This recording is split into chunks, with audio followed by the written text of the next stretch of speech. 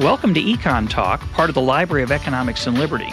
I'm your host, Russ Roberts of George Mason University and Stanford University's Hoover Institution. Our website is econtalk.org, where you can subscribe, find other episodes, comment on this podcast, and find links and other information related to today's conversation. Our email address is mail@econtalk.org. We'd love to hear from you. Today is October 28th, 2010, and my guest is John Quiggin of the University of Queensland. He blogs at Crooked Timber, and his latest book is Zombie Economics: How Dead Ideas Still Walk Among Us. John, welcome to EconTalk. Good to be here. And I should say I think it's October 29th where you are. Is that correct? It is October 29th. It's 8 o'clock in the morning. It's a glorious day. And it's 6 p.m. here in Virginia, and nice, and it's been a glorious day. Now, your book, Zombie Economics, is an indictment of a set of ideas from economics that you argue are either destructive or simply wrong, and yet, like zombies, they keep coming back. They're hard to kill. So I want to start, we'll see how many we can get to today. I want to start with your first one, which is the Great Moderation. So talk about the idea. What was the idea behind the Great Moderation, and why do you think it's dead? Well, so the Great Moderation was a label given to the period starting, I guess, in the mid-1980s and going through the mild recessions in the US in around 1990 and after the dot-com bubble and bust. And looking back at that period, if you took the right sorts of measures of volatility, the economy looked a lot less volatile than it had been in the past. And so the claim was that this wasn't just a lucky draw from the data. This was the product of the kind of deregulated financial system and the approach to monetary policy based on adjusting interest rates in line with the Taylor rule that had been adopted at this time. So the view was that the economy was on a permanently more stable footing. And in some sense, that kind of claim isn't new, of course. It was made in the 1920s when we first discovered monetary policy in some sense, and more strongly again in the 1950s and 1960s when Keynesian fiscal policy seemed to be able to stabilise the economy. So that idea, I think, encouraged the view that we shouldn't worry about development in asset markets and things like that. Looking at the real economy, it seemed to be more stable, even though asset markets are obviously more unstable. And so that encouraged the kind of benign attitude to financial imbalances that led us into the current crisis. And it is, the idea that this time is different does have a timeless appeal. We really, I think, want to believe that.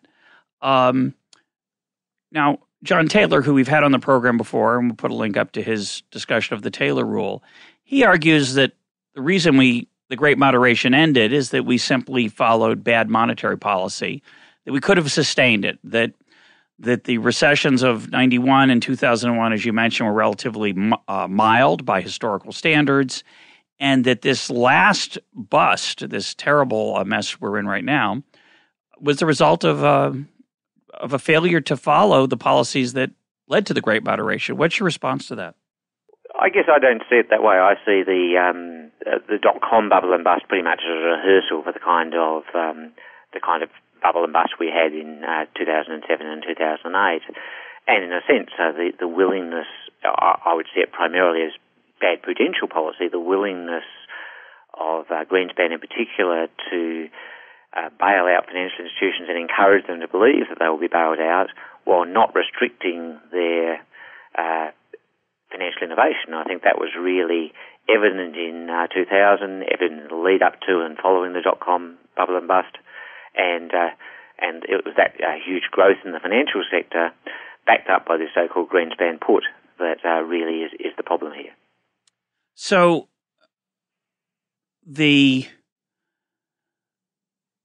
I'm confused by that answer.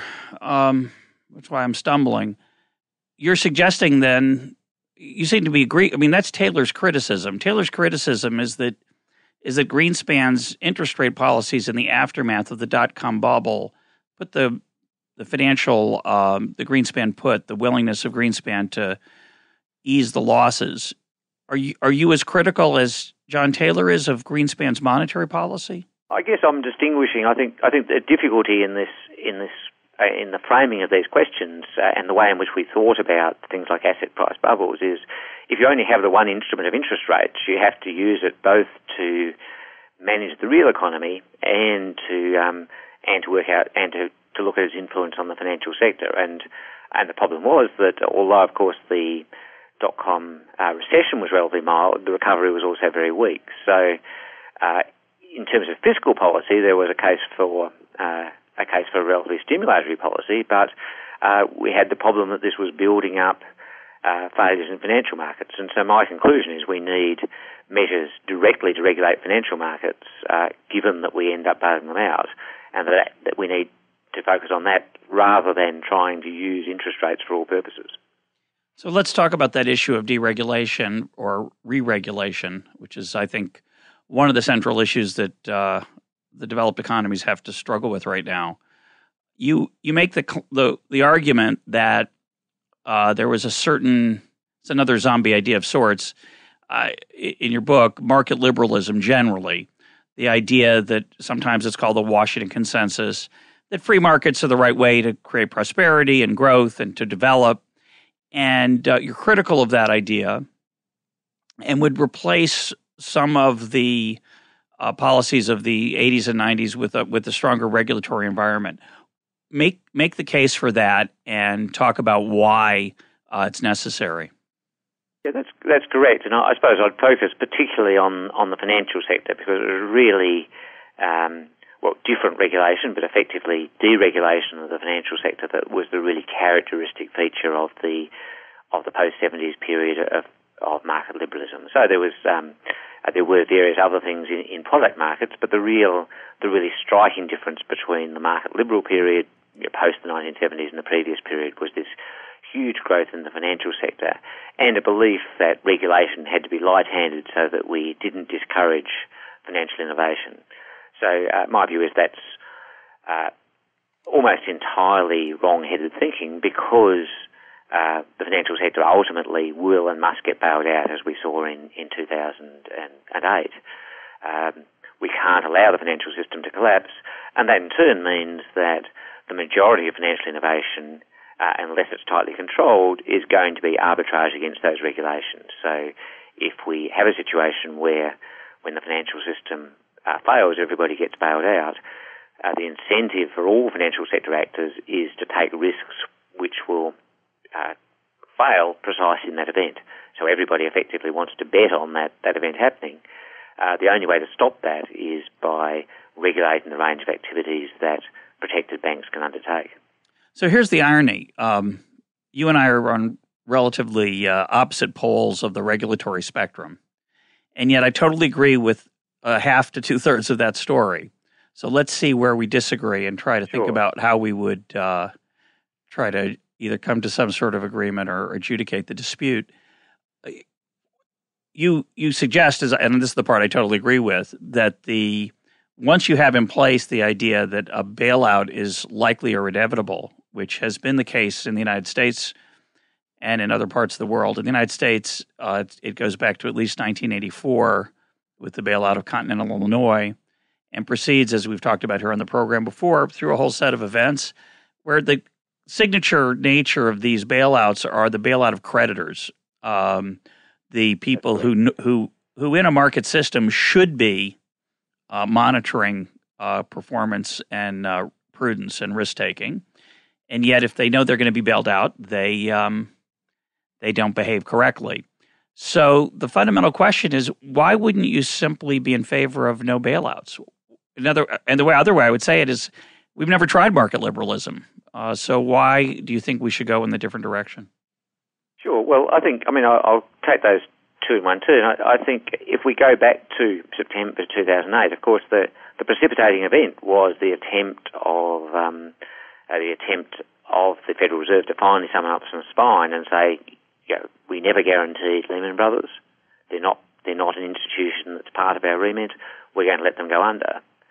And the discovery within a matter of days that letting Lehman go under would take at least the entire Wall Street investment banking sector with them via AIG, which, of course, its primary creditor was Goldman Sachs. We would have taken the whole system down. And looking at the the lockup of things like money markets and so forth, the extent of the shock, I think, was such that, in my view, the alternative to a bailout was even worse than the bailout itself, bad as its consequences have been in many respects. So I think the idea that we can simply let things fail, to some extent, of course, was tried in the Depression and in the 19th century. So I don't think it's fair to say entirely that we haven't tried these things. Of course, we've never had a pure system of market liberalism, but equally, of course, my remaining communist friends tell me we never had pure communism. and no doubt both are correct. They are, but I think at some point you have to say, well, this is as close as we're likely to get, and the contradictions only get worse. A bailout, the kind of attempt to say, look, we're really not going to bail you out, or we're not going to make it clear who will be and who won't be bailed out, which has been characteristic of the relatively liberal policy of the 1970s period since the 1970s, I think always ends up failing. Well, it's an interesting issue because it may have been true. I think it's very difficult to figure out. Well, there's no way to figure it out, but it's hard to provide evidence on either side. But it may have been true that Lehman Brothers was the precipitating event, and had the government continued to let firms fail, it would have been catastrophic. It's hard to know. But certainly that was the result of past mistakes, and regime change is hard to impose. It's hard to say, well, from now on, we really mean it, and maybe firms would act more responsibly. But let's take your point as correct, that given the past decisions that have been made, it's impossible to make a credible promise that you'll let firms fail. What's to be done? Given the central role of financial markets in a modern economy and in the business cycle that at least we're in right now, the downturn, what is to be done? I suppose looking at the long run story, I'm a fan of a version of narrow banking. That's a term that gets used in lots of different ways. But talk about what you mean by that. Well, essentially a reimposition of something like Glass-Steagall, that is a separation between banks that take deposits and from the general public and make loans, and investment banking, and a cast iron guarantee of the banks in the first category, combined with the most credible promise you can make not to rescue banks in the second category. And I think the only way you can make that second promise credible is to say that you can have no significant financial dealings across that boundary.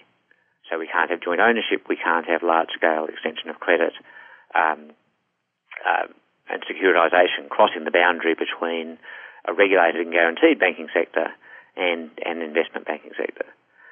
That, I think, is the way in which we can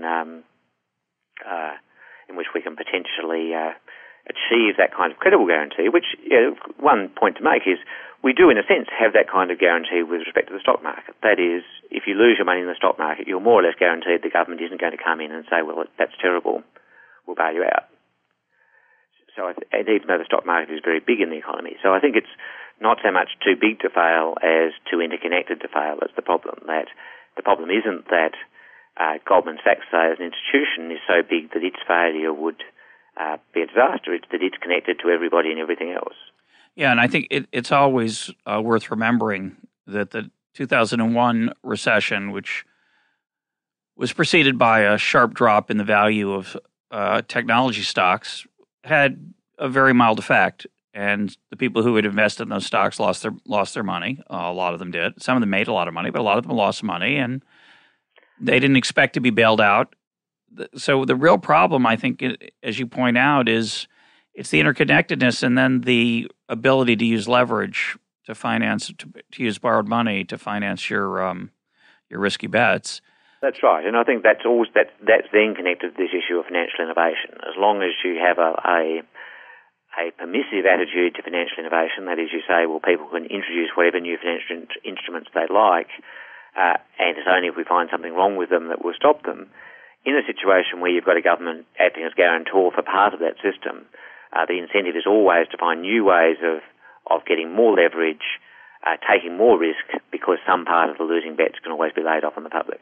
So let's talk about this narrow banking idea, which a number of people have come out in favor of it. Some dispute the claim that the repeal of Glass-Steagall was central. But the fundamental, simple, again, forget the challenge of implementation for the moment, which, of course, would be a little more difficult perhaps than it sounds. But the fundamental idea of saying, well, if the government's going to guarantee something, it should probably guarantee the deposits of the individual investor who's putting a very large part of their nest egg perhaps into this bank. But certainly the professional investor who's being a speculative investor and taking risk, they get the upside, so it's only fair that they get the downside as well. And so what would stop, again, forgetting the detail, the challenge of the detail, what do you think, since that seems like such an appealing idea, what do you think's stopping it? Well, I think the crucial problem, the reason, for example, that we bailed out, or the US bailed out long-term capital management, which was regulated on exactly that premise. The notion 1998. And precisely that these were deregulated firms, because the story was, well, this is professional investors, it's limited to wealthy people investing their own money. Yep. We don't have to watch what they're doing. But what they allowed was long-term capital management to borrow from institutions that had been guaranteed. Yeah. And so these people weren't gambling with their own money; they were gambling with, in effect, the deposits of you and I. Yeah.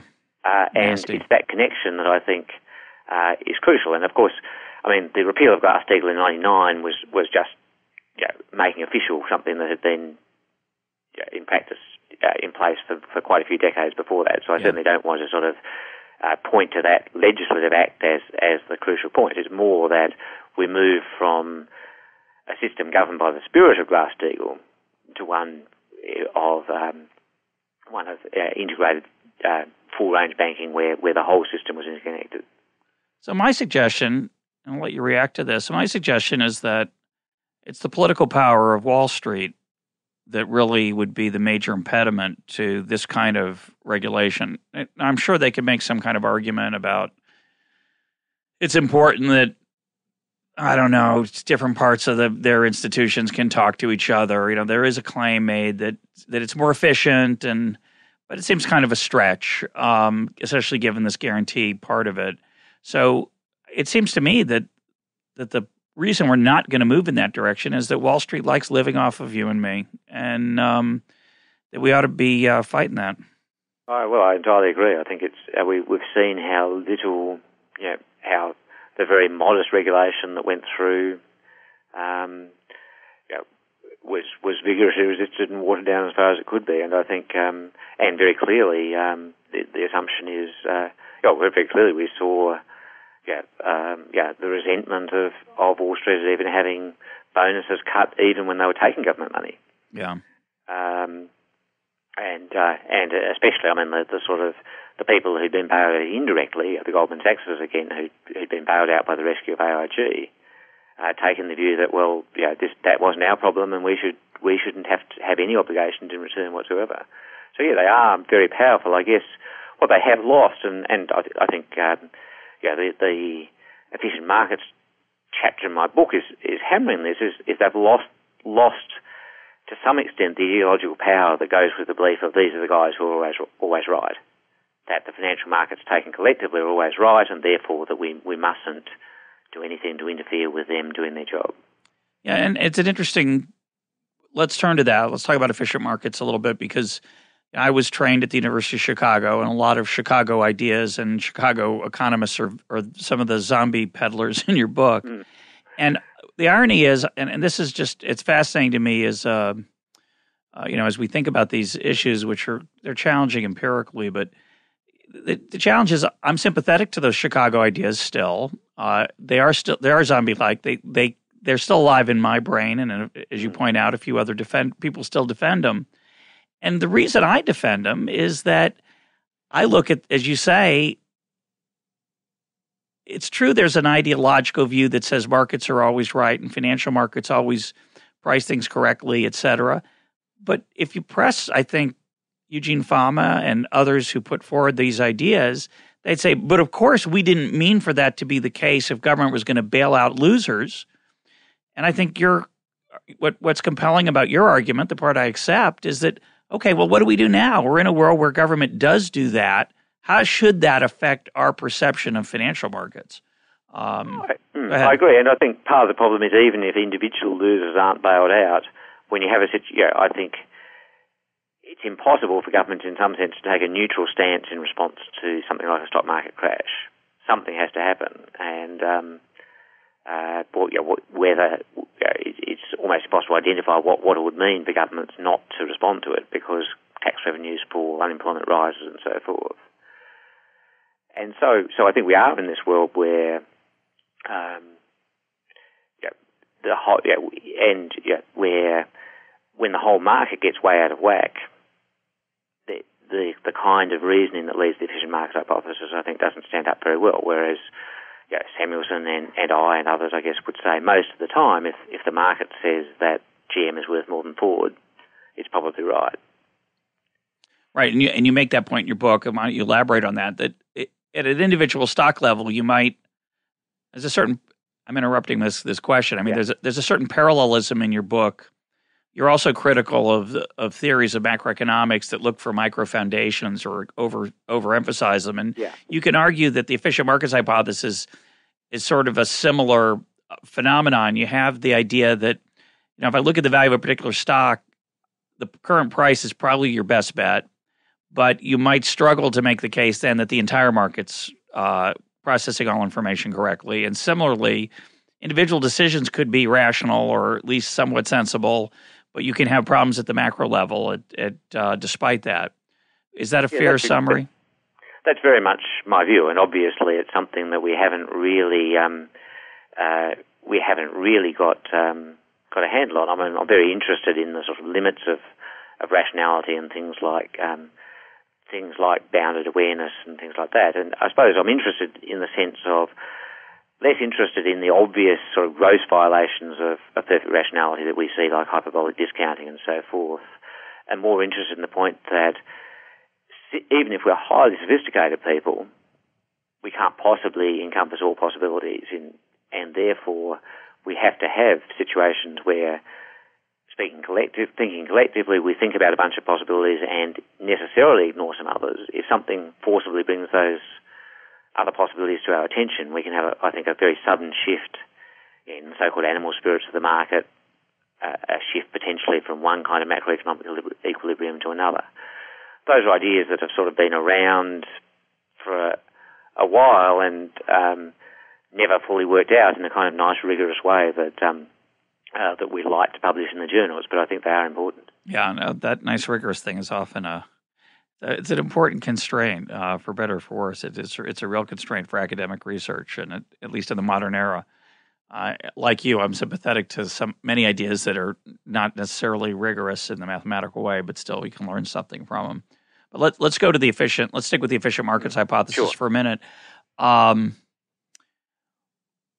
lot of people argue, you would be one of them, that the bubble that popped in 2007 or 8 in the housing market, for example, or in the financial market using housing as an asset, totally eliminates the possibility that the efficient markets hypothesis should be taken seriously at the overall level for the market as a whole. And yet people have defended it. They've argued that it wasn't clear, whether it was really a bubble or when the bubble would pop, that information isn't widely understood. The question I want to ask is, what do you do about that? Let's say, again, I accept your view, and I'm agnostic on this. I'm somewhat sympathetic to the efficient markets view, so it's a little bit of a zombie idea for me. I'm still hanging on to it a bit. But let's say I agree with you that a lot of times markets get out of control. What do we do about it? Yeah. First point I make, I guess, it seems to me in many ways the dot-com bubble was a clearer test case than the housing bubble. I mean, housing is a complicated kind of asset. With the dot-com bubble, you had situations where, according to the kind of valuations that were prevailing, for a period there was a fad about B2B, business-to-business things were supposed to be the thing when it was obvious that dot-com retailing wasn't the pot of gold. And it was alleged, plausibly, that at that time the procurement division of GM was worth more than GM itself. Yeah, some strange things were there. And so I suppose I would say that, if I really want to point to something, I would say that was a situation where all of the standard excuses could be put to the test and failed. There were people who tried to bet against it, and the puppet outlasted them. We're talking about assets that clearly couldn't be defended, although, of course, people have I think, ex post tried to defend that story.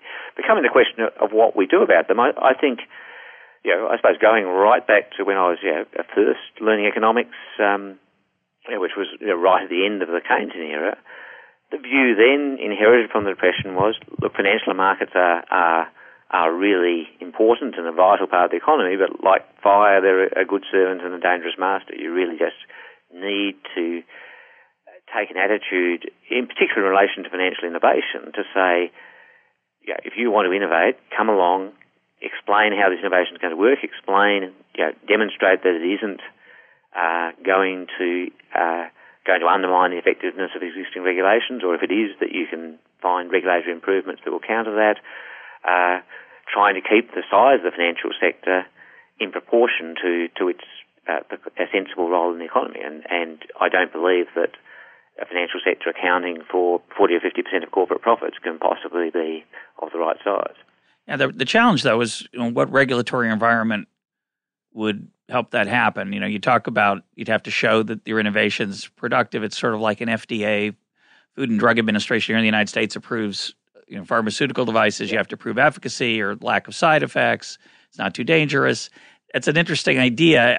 I think in practice it'd be very difficult to do. We're sort of in the middle of an example of that, which is the securitization market, which I view as a poison, as a toxic, and yet so many mainstream commentators across the political spectrum, left and right, argue that, well, we just have to recreate it because it's so valuable. And my view is, where's the evidence that it was so valuable? It certainly was valuable for Wall Street.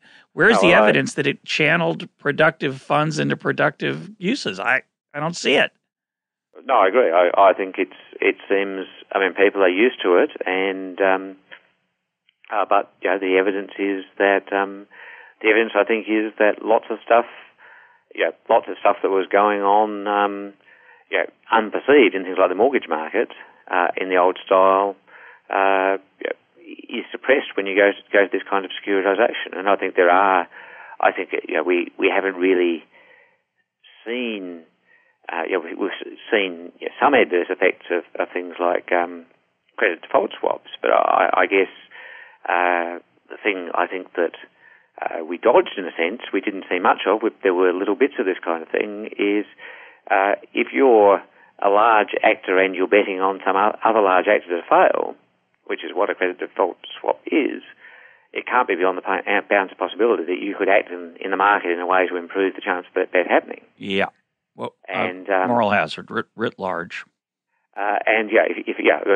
It is like insurance where I get to bet that your house will burn down. Yeah, and you worry about me sneaking around with kerosene at night or whatever, gasoline. Yeah, I think it's a fascinating. It fascinates me that even though I disagree with things in your book, again, fundamentally, the part I accept that is, I think those of us who are market oriented have to deal with is we did say things like, well, securitization, it's innovative. It added a lot of funds to the housing market, and we often, those of us who were defenders of markets, often said, and that's good because it's in the market, and if the market produced it, it has value, and we neglected the fact that part of the reason it emerged so successfully is because of a guarantee, either a literal guarantee in the case of Fannie and Freddie, or a semi-literal guarantee in the case of long-term capital management and other institutions. I think the challenge where we disagree fundamentally is the implementation of something other than hands-off. It's extremely difficult to specify how a regulatory regime would work that would avoid the problems of public choice and special interest manipulation that underlie the problem already. And again, for me, I'm drawn to trying to get people to get out of the bailout mode rather than try to say, let's create a regulatory regime that would work. But I agree with the difficulties. I suspect that the right kind of narrow banking proposal could produce some common ground. That I would sort of say, well, again, not so much suppress financial innovation as say, well, look, if you want to undertake financial innovation, just don't come near our banks and ask for their money to finance you. Do it on your own nickel. Do it on your own nickel, and with indeed explicit government guarantees that you won't be bailed out. Make sure that every investor in this enterprise has received a letter saying, from the Secretary of the Treasury, you'll never see a penny from us. And we can only do that though if we have a very clear dividing wall between the institutions that are guaranteed and those that aren't. And of course, in good times, the ones on the far side of the wall are going to be making money, and the ones on the protected side of the wall are going to be complaining and saying, we really need to get into this, we're losing deposits and so forth.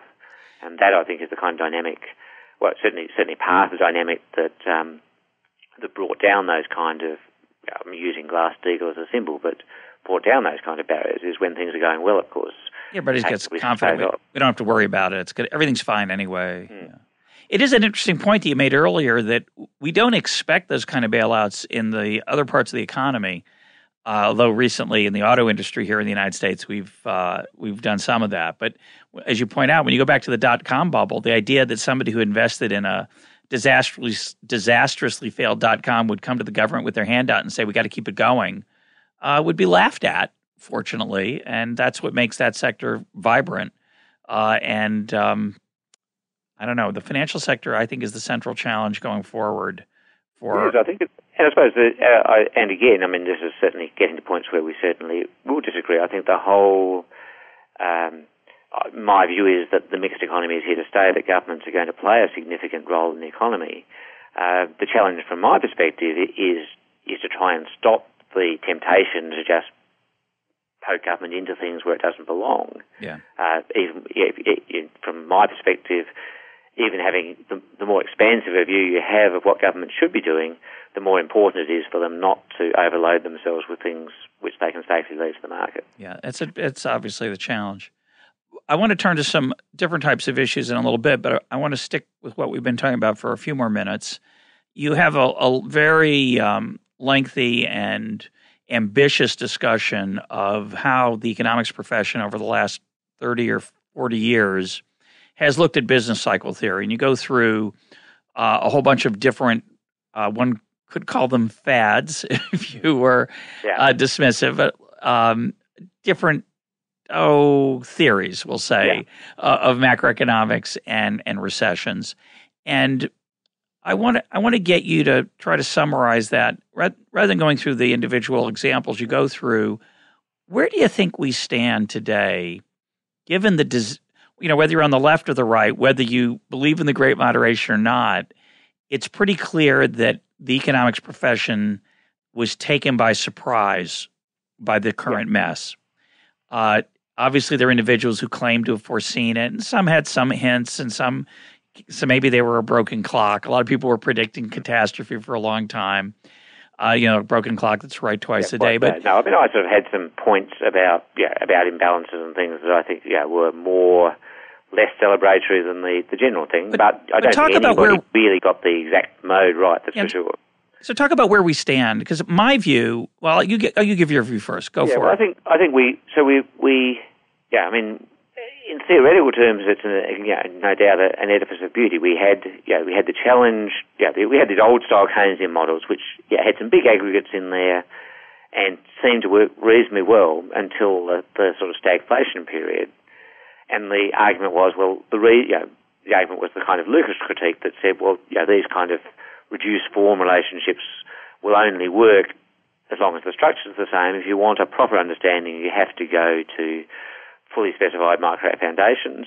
And the first versions of that gave very strongly classical conclusions that really the business cycles were impossible unless governments brought them about, and so forth. And you had the Keynesians responding to that challenge by building again more sophisticated versions of these models, which allowed for some kind of business cycle-like phenomena, and which seemed, I think, to go okay during the Great Moderation. They seemed to produce the kind of stuff you expect to see in the Great Moderation. And we left, and I have a quote in my book more or less explicitly bracketing this, Lucas, we left things like the Great Depression and said, well, look, this doesn't give us any story at all about the Great Depression, but we'll come back to that later. And so we don't, we really have these models that I think in their nature are stuck with they start at general equilibrium and they can't really go very far from general equilibrium in their nature. And so we're in this position where probably it's always difficult to predict crises, but certainly I think people who, which includes people both on the left and the right, who took a more traditional view and said, well, look, whenever any of the big aggregates get way out of whack with their historical values, something bad's going to happen. I would say that's at the level that anybody predicted the crisis. That kind of less formal reasoning, I think, is probably, we have to admit that, well, we really can't model things with the kind of precision that these theoretical models suggest. We have to start going back to a more pragmatic approach of looking at these imbalances, trying to keep things, a lot of indicators roughly on track.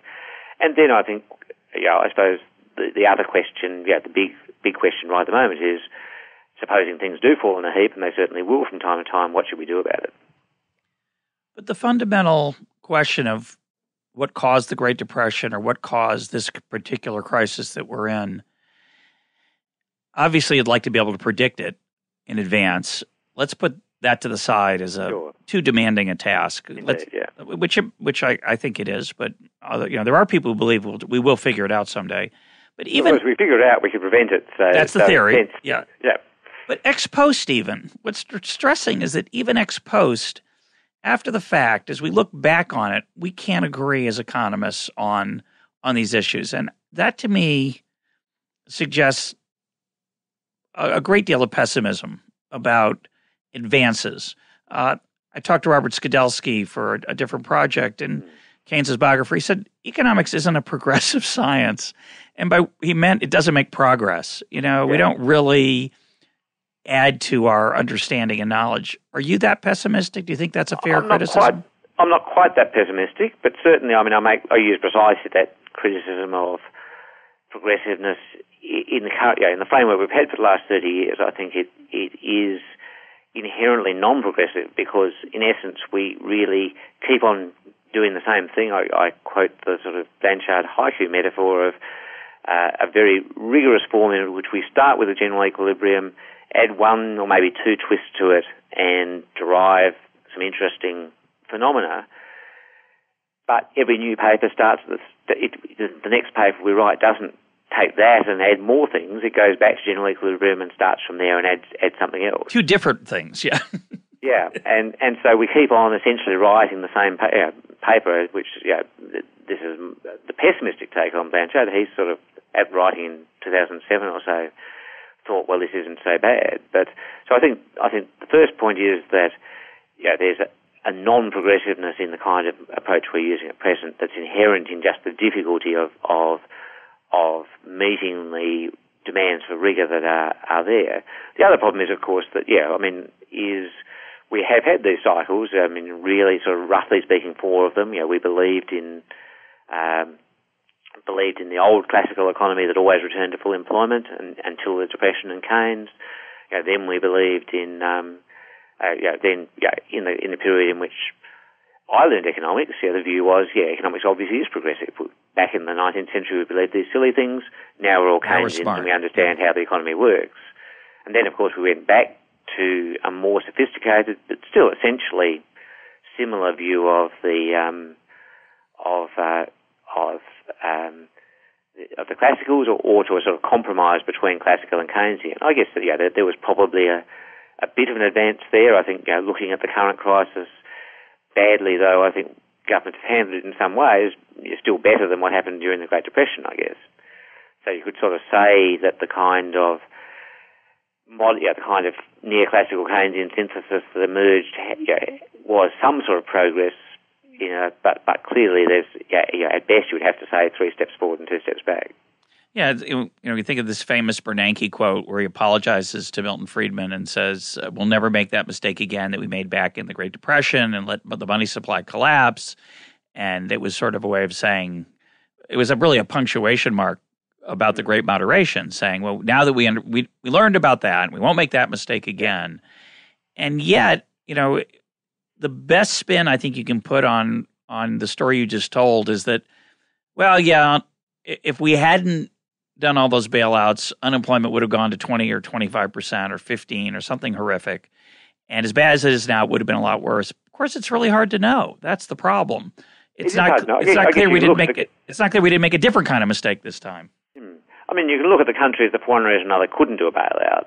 Iceland and Ireland, or either couldn't do it or having done the bailout, couldn't do any fiscal stimulus because they were already out of money. And those countries definitely have done particularly badly. So I guess at that level, I think the sort of at that level, I think the evidence that particularly, I mean, as opposed to bailouts, which were sort of an episode more or less specific to this crisis, I think the evidence that fiscal stimulus has worked is pretty strong. At least, I mean, I know everybody doesn't agree, but it seems to me reasonably convincing. I think the big difficulty that I fear, the big question, which in a sense is left over from the Depression and the China and the Japanese era, is can we get a once-off stimulus that will push us back onto the right path, or do we need to keep on having more and more fiscal stimulus, running more and more debt?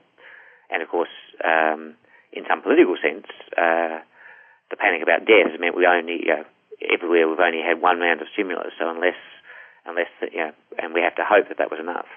Yeah, one listener, reader of mine, Paul Sebastian, sent me an email with an article that you wrote summarizing your book. I think it was in Foreign Policy. We'll put a link up. We'll put a link up to that.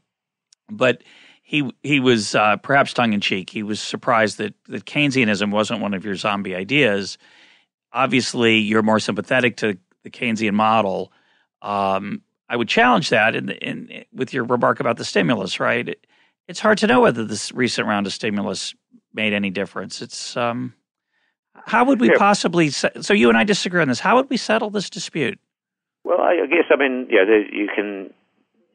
There are of course two ways in which economists can settle a dispute. One is econometrics, which doesn't settle anything very much, and the other is the power of the critical episode. I suppose coming from Australia, it's sort of we had plenty of warning of the crisis, had a big stimulus, and had almost no recession. So I think it's very Australians at least are not uniformly, but certainly pretty generally convinced that fiscal stimulus worked here to prevent the advent of the crisis. And even the people who say it didn't really say, well, it was the Chinese fiscal stimulus and its impact on demand that saved us. So there's a pretty widespread view here that these instances are pretty striking cases. Coming back, there wasn't, of course, precisely because of this back and forth idea, the zombie metaphor is one that can be wielded by both sides. We're both, in some sense, defending ideas which we've previously pronounced, which our opponents have previously announced are dead. Tell us a little bit about Australia, what happened there, and actually give us, if you can, a little background on the pre-crisis state of the economy. What was the nature of the housing market in Australia? Did you go through the situation that we've gone through in the United States? And then tell me a little bit more in detail, if you're ready, about the nature of the fiscal stimulus that was large. Sure. So the housing market is striking because Australia still has, and one of the reasons, because we haven't had a crisis, is our housing prices are still exceptionally high, I would say. And, so I would certainly, broadly speaking, characterise it as a bubble, but it has lasted a very long time and didn't collapse during the crisis. And there are a bunch of reasons for that, but so we didn't have that impact. And in general, the economy has been remarkably strong in the most recent 5 years or so because of export demand from China for minerals and things like that. But so we started in a pretty strong position,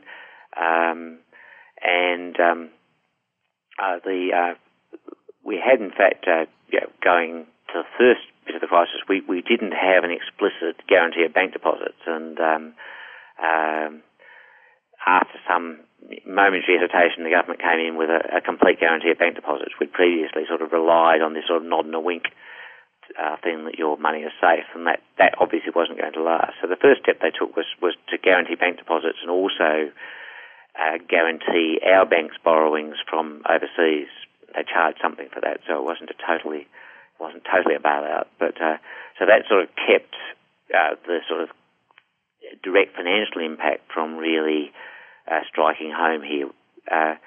So the concern we had, I guess, was things like export demand and also the impact of Australian losses on investment. And so we had, I guess, in Christmas of 2008, there was a pretty much a straightforward cash handout. Just everybody got not a huge amount of money, but it was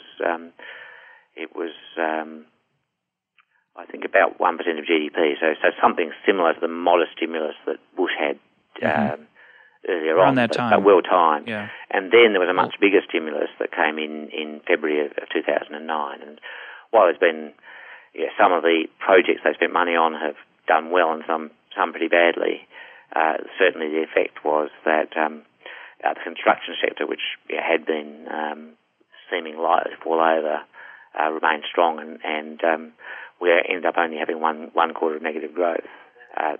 So there was a quarter of negative growth immediately after the stimulus, but once the stimulus kicked in, we had another quarter of zero or so growth and then a pretty rapid recovery. How high did unemployment get at its peak so far? It peaked just about 6%.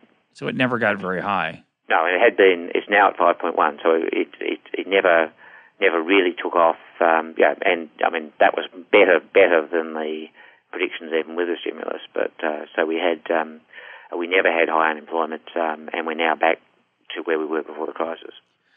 Yeah, I wonder there is some opportunity for, obviously for a natural experiment there of certain countries followed certain policies, others didn't. It's hard to distinguish, as you say, between external issues, Chinese demand, the nature of your banking system maybe is going to be part of the story. Other than than that deposit issue, are there any other features of the Australian banking system that are very different from the American one, say? Well, I mean, it's much more concentrated. So we have four big banks that really run the show, and in the wake of the crisis, we had some sort of rather there had been a lot of pressure to liberalise mergers among those banks. So we have what's called the Four Pillars policy, which is a pretty silly name, but essentially it means that the major banks aren't allowed to merge with each other. And the view that was that had been the subject of a fair bit of criticism and push for reform, but the view in the wake of the crisis was, well, actually the fact that our banks were a pretty cosy oligopoly turned out well, because it meant that they didn't have to push as hard for high-risk profits as banks elsewhere, and so they didn't. We weren't nearly as exposed to these kinds of assets as many of the European banks were, for example. And so now we're looking at this question. On the one hand, the moves to reform the oligopoly by market process, by just letting them merge among each other and encouraging foreign entry, are pretty much off the political agenda because they're seen as having too much risk associated with them. But on the other hand, all the obvious problems of having an oligopolistic banking sector are still there, and that issue is very hot right here at the moment, with a very odd coalition of people saying we really need to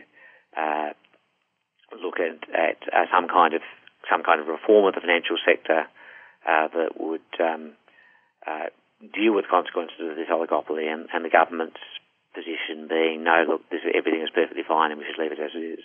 It is strange that, I'm not persuaded by the argument that if you're an oligopoly and you can make a little extra money, then you won't be tempted to really make a killing. It's interesting that they didn't invest in these global assets that destroyed so many other banks around the world. Do you think that's really the reason? Yeah. Well, I think there were 2 points that were made. One is that they, I take your point that there's no particular reason. It's more perhaps that they weren't under short-term pressure to, in a takeover, there's a big difference between being the acquirer and being the target. And even if your strategy isn't profit maximising in the long run, you may want to sort of go after those high-risk things in order that you're the one who emerges as the the buyer rather than the target. So I could defend that sort of story a little bit.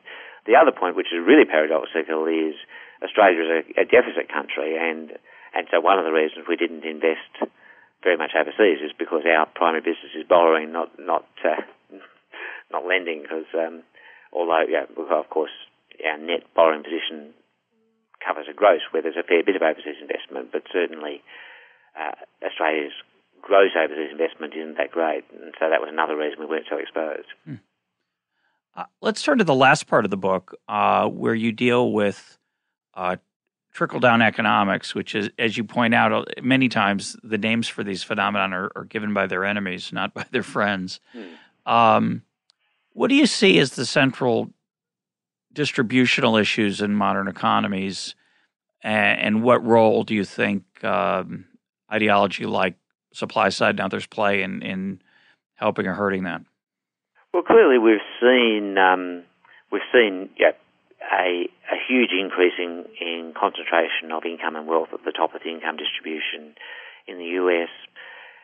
Similar trends in most of the English-speaking countries, and then more muted trends elsewhere. And so I suppose I draw a couple of conclusions from that. One is I think that ideology really does matter. That it's hard to believe that this reflects just differences in the underlying forces. It really does seem as if both the sort of subtle details of political institutions, as well, of course, as the gross details, like the form of the tax system, and also just the kinds of attitudes of people as to what's reasonable and what can be expected, that these things seem to play a role. So we have seen this big increase in wealth, and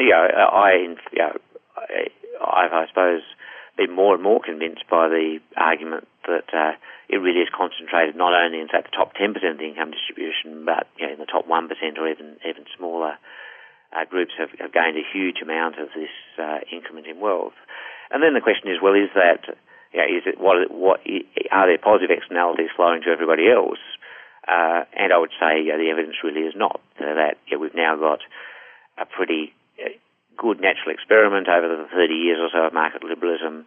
We can more or less say we're going to, for lots of people, the clock has stopped at this point, and we're going to have to what we do in the next 30 years will be very different.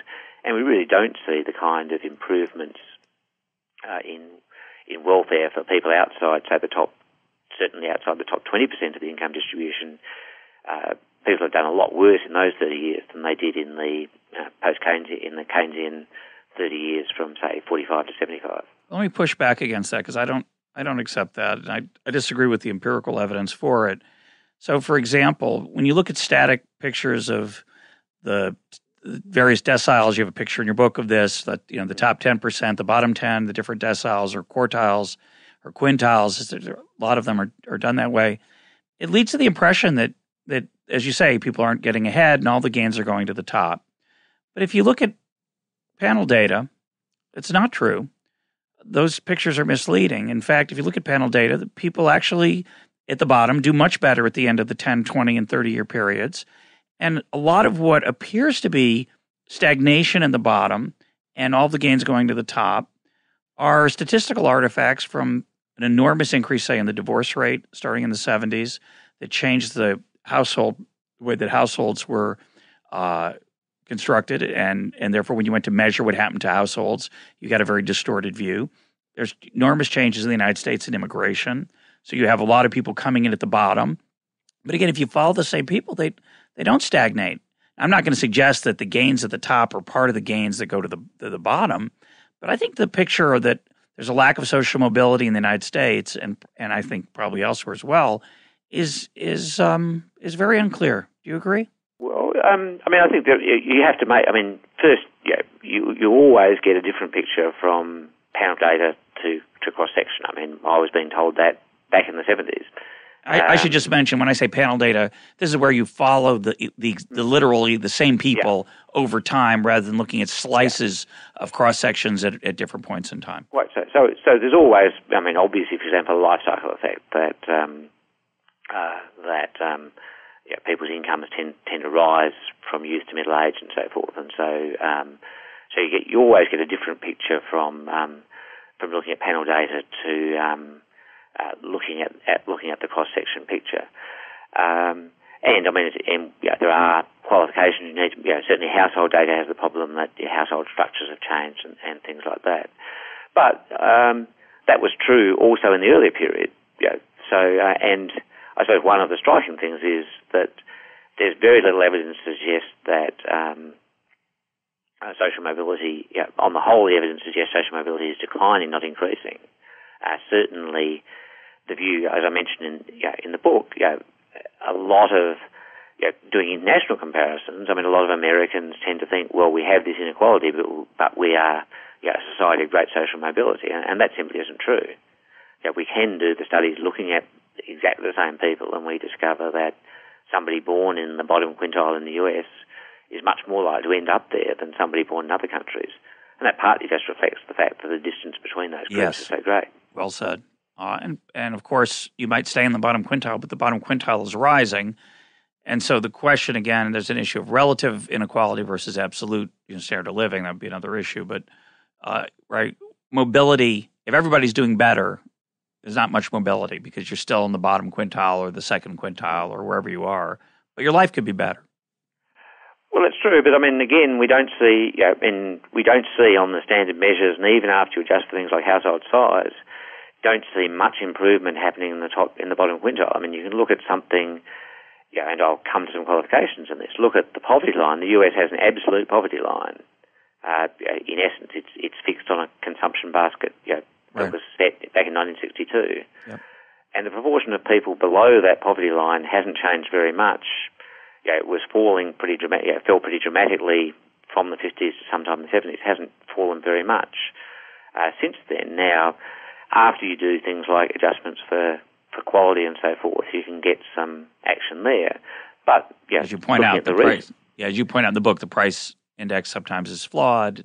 But if you look at the recent past, over the last decade, most of those things have now been put into the calculation. So the CPI is pretty well hedonically adjusted. Most of the kind of corrections you might like to make have been made, and yet there are a higher proportion of Americans below that absolute poverty line now than there were in 2000. Yeah, I'm skeptical of that, but that's way beyond the scope of this conversation, and I'll just tell our listeners that it's an issue that I want to come back to. I think there's been some interesting work recently on price indices, and it's one of the challenges of the current price index, the way the CPI is constructed in the United States. It has a very difficult time dealing with housing, and it's going to be interesting to see how that within the profession though, and in the government bureaus that try to measure this, how they deal with them.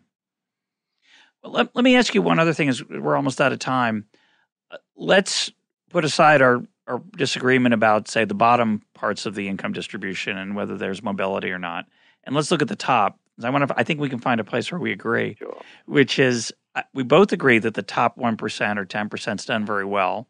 I think we both agree that there are parts of that improvement that weren't very well earned and had no social productivity, such as the financial sector. But surely there are parts that have been productive for everybody. I often think of Google. Sergey Brin became a billionaire, and that's good. Most of us benefit from Google and so on. So do you think we understand much about that income distribution change? Do you think we understand the standard explanations of what we ought to standard solutions to these issues of different tax structure? It seems to me there's a lot of invariance of the income distribution to a lot of changes in the tax structure. What might we do to make things better? That's a good question. I mean, I think there's an element. There's an element of we don't really understand. And in fact, if you look at the literature, most of it, when we were looking at this hard in the 80s and 90s, I guess, the dominant official answer in some sense was it's technology, but what they really meant wasn't we've gone out and identified technological factors that have produced this increase in inequality. What they meant was we've looked at imports and we've looked at this and we've looked at that, and none of them seem to work very well as explanations, and we've got a residual, and we call the residual technology, so that's what it is. So that's one point. A point I guess I'd make is, obviously Google is a great thing and has done lots of things and has made Sergey Brin rich. But there's the correlation between what people put into things like the internet and what people got out is very, very low. The people who actually built the internet really were the universities. We built. Sure, the first part of it. Stuff to chat about, stuff of interest to us, and of course the universities got almost nothing out of it. And it wasn't. Contra a central planning point of view, it wasn't because somebody had a brilliant idea and said the university should all work on this. It was we had a bit of slack in the system and we could do it, and we didn't have to worry about getting paid. And so the internet beat out all of its commercial rivals, the old AOLs and Delphis and things like that. So I suppose my feeling in a sense is if we recognise that there really is a big element of luck and that the correlation between your social utility and what you put in can actually be quite small, that might push us back in the direction of saying that really we shouldn't be encouraging and welcoming these huge disparities in wealth. Most of which, in some cases, good guys get the money and that's good, but a lot of the time it's people who've, as you say, undertaken financial manoeuvres of little social value. Although what we haven't talked about, and I think it's often gets forgotten in the current mess, is that venture capitalists, which is a market that emerges when there's great individual wealth. You get individuals putting bets down on emerging new companies. That market really is a high upside, very bad downside market. And it works pretty well. It doesn't work well in the sense that there's still a lot of failures, but that's what you expect. It's right. It's what you'd expect. The world's really hard to predict. So, one answer to our financial sector is to encourage a little more of that and a little less of the other kind, I guess. Well, certainly. That's I suppose part of the story is that it's hard to see that the incredible degree of abstraction with securitization, derivatives, and so forth is really adding the kind of value that you get from simply betting on a good proposal. That if we were putting more effort into that we could potentially get better outcomes out of the financial sector. So we're out of time. Let's close. I'll give you a chance to say something about going forward. Overall, you want to see a larger role for government than I do, and do you think, how would you, as you said earlier, you've got to worry about getting to the wrong things. Yeah. Give us some guidelines. Give us some guidelines for where government ought to go. The role of government in the next century. Yeah.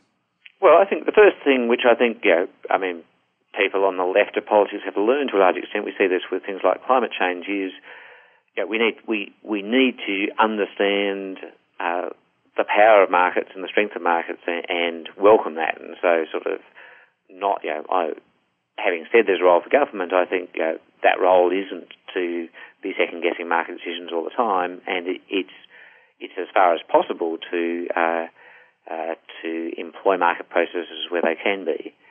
So that's I think reflects the fact that the kind of the kind of model where you push all the way in one direction or all the way in the other, I think is a big mistake. And so in that sense, this kind of balance requires that we understand the strengths of markets, but I think we also, after 30 years in which we've largely tried to explain away the category of market failure, we have to recognise that does happen, and that there are things which governments are going to do better, and that having a large government sector in there is likely to produce a more stable outcome than the kind of minimal state idea that was seen, I think, as the ultimate goal of a lot of the changes of the 70s and 80s. My guest today has been John Quiggin. John, thanks for being part of EconTalk. Thank you.